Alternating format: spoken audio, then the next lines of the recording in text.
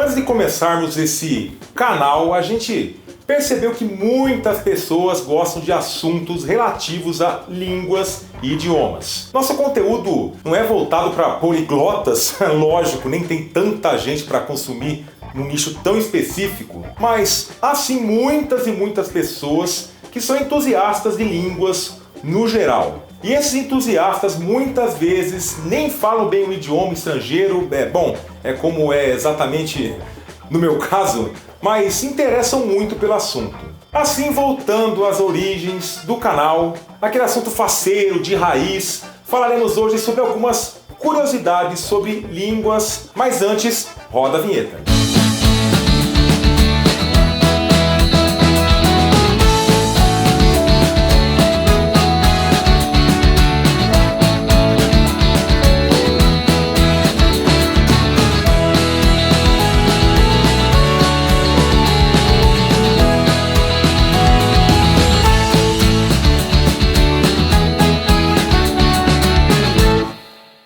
Atualmente existem cerca de 7.000 línguas em todo o mundo, sendo que 840, ou seja, mais de 10% são faladas apenas em Papua Nova Guiné, um país da Oceania próximo da Indonésia. A língua escrita com o menor número de caracteres é o Rotokas, falado justamente em Papua Nova Guiné, com apenas 11 letras. Já o Khmer do Camboja é a língua com o maior número de caracteres, com 74 letras. No Brasil, são faladas cerca de 210 línguas, sendo que cerca de 180 são indígenas e 30 são de imigrantes que moram no país.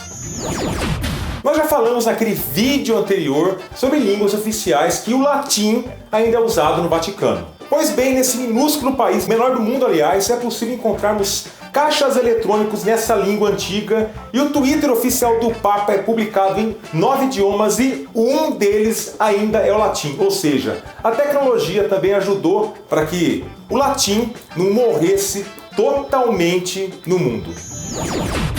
No Parlamento do Mercado Comum do Sul, mais conhecido também como Mercosul, além do espanhol e do português, tem também o Guarani como oficial. Só para reforçar, o Guarani também é oficial no Paraguai, na Bolívia, na província de Corrientes, lá na Argentina, e na cidade de Tacuru, no Brasil, como já falamos inclusive, né? E tem um universo de cerca de 7 milhões de falantes. Continuando, a União Europeia usa oficialmente 24 línguas e a ONU, a Organização das Nações Unidas, trabalha com 6 línguas: inglês, espanhol, francês, árabe, russo e chinês. Muita gente acha que se colocarmos um japonês, um coreano e um chinês na mesma sala, eles vão se entender com perfeição. Definitivamente eles não vão se entender não. O chinês, ou melhor, o mandarim padrão, possui uma escrita formada por ideogramas, conhecidos como Hanzi, para explicar melhor. Numa escrita ideográfica, cada caractere, cada letrinha pode significar toda uma ideia diferente da nossa, que letras ou junções delas formam sons. E os caracteres chineses têm desenhos bem complexos e elaborados. A língua é tonal, ou seja, dependendo do tom que você imprime ao falar uma palavra, pode ter um significado completamente diferente. Aliás, o chinês tem muita dificuldade para falar a letra R e constantemente ele troca pelo L. Já o coreano era antigamente escrito com o alfabeto chinês e hoje usa um sistema de escrita conhecido como Hangul, que é um alfabeto fonético, ou seja, representam sons. Esses caracteres têm essas bolinhas e linhas retas que você está vendo aí na legenda, que facilitam a sua identificação. E o japonês é um idioma silábico que facilmente pode ser pronunciado em português, e eles não conseguem falar a letra L, eles trocam muito frequentemente pelo R, diferente do chinês. Eles têm 3 alfabetos, tá aí para você conferir na tela: o katakana, o hiragana, que são os simplificados, e o kanji, que são ideográficos, que vem do chinês. Os caracteres são escritos arredondados com umas linhas retas. Então, fechando o assunto, essas 3 línguas asiáticas são bem diferentes entre elas. Você já ouviu falar sobre línguas crioulas? Bem, eu vou contar rapidamente uma história aqui, viu? Imagine-se lá na época das grandes navegações, e aí, sei lá, um país europeu qualquer, seja lá França, Portugal, Inglaterra, sei lá, e começa a colonizar uma nova terra. E nessa nova terra a uma população nativa. E mais do que isso, os invasores trazem pessoas em terceiro lugar para servirem de escravos.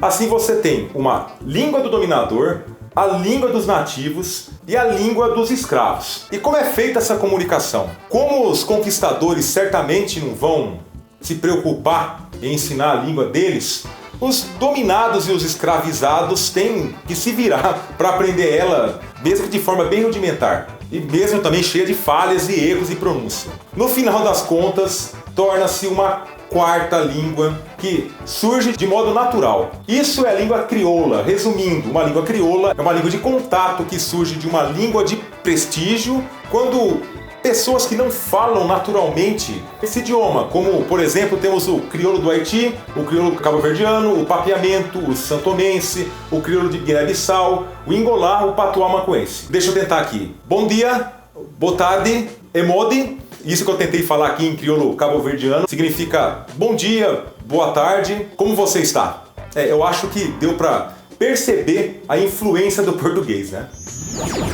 E por último, vamos definir aqui o que é uma língua franca. Vamos lá. Geralmente, qual é o idioma que um eslovaco que não fala japonês tenta usar lá no Japão? Ou um brasileiro que não fala grego, e como é que ele vai tentar se comunicar lá na Grécia? Eu acho que todos aí já pensaram, né? Em inglês. Isso é uma língua franca. Resumindo, é um idioma que pessoas de países distintos e diferentes línguas adotam para se comunicar entre eles. A primeira língua franca que se tem notícias é o acadiano lá na antiguidade. Daí, o aramaico, o grego, o latim também tiveram esse status. Na época das navegações, o português ele era usado dessa maneira e depois veio o francês e desde os tempos mais recentes o inglês. É importante destacar que há línguas francas de caráter regional, como o russo em países que integravam a União Soviética, o hindi e o inglês na Índia e o mandarim na multilinguista China.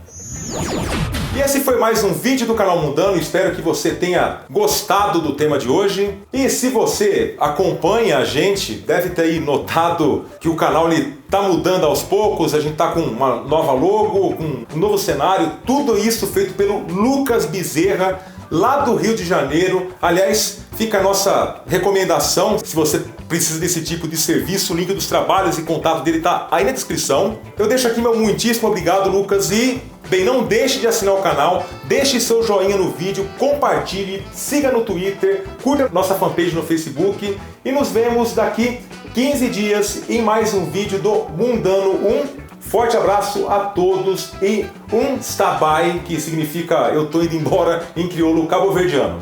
Tchau, galera, valeu!